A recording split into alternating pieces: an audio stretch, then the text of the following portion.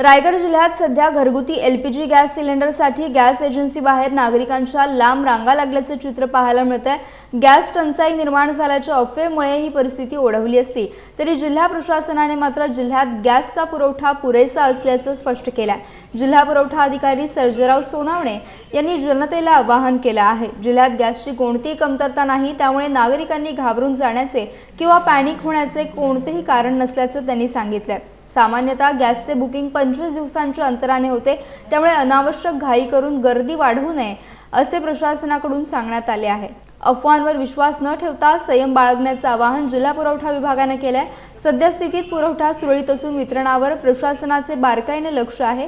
नागरिकांनी केवळ गरजेनुसारच बुकिंग करावे आणि केंद्रावर विनाकारण गर्दी करणे टाळावे।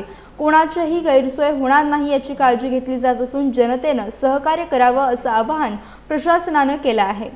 आम्ही सर्व तेल गॅसच्या ज्या एचपीसी असेल, बीपीसी असेल, सर्व सेल्स मॅनेजर बरोबर माझी मीटिंग झालेली आहे। सफिशियंट पुरवठा आहे, गॅसचा स्टॉक आहे। तर या निमित्ताने मी सर्व जनतेला आणि ग्राहकांना आवाहन करू इच्छितो की त्यांनी कृपया पॅनिक होऊ नये।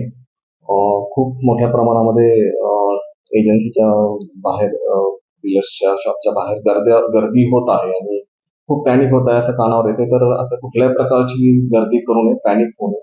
सफिशियंट सिलेंडर्स आहे आणि सगळ्यांना सुरळीतपणे गॅसचा पुरवठा दिला जाईल। त्यांनी जी 25 दिवसाचं जे काही ठेवलेलं आहे पिरियड, तो सगळ्यांनी फॉलो करावा।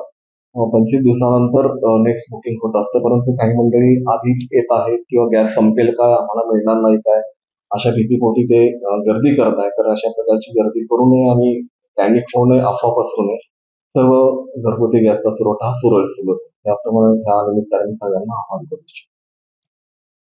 थँक्यू।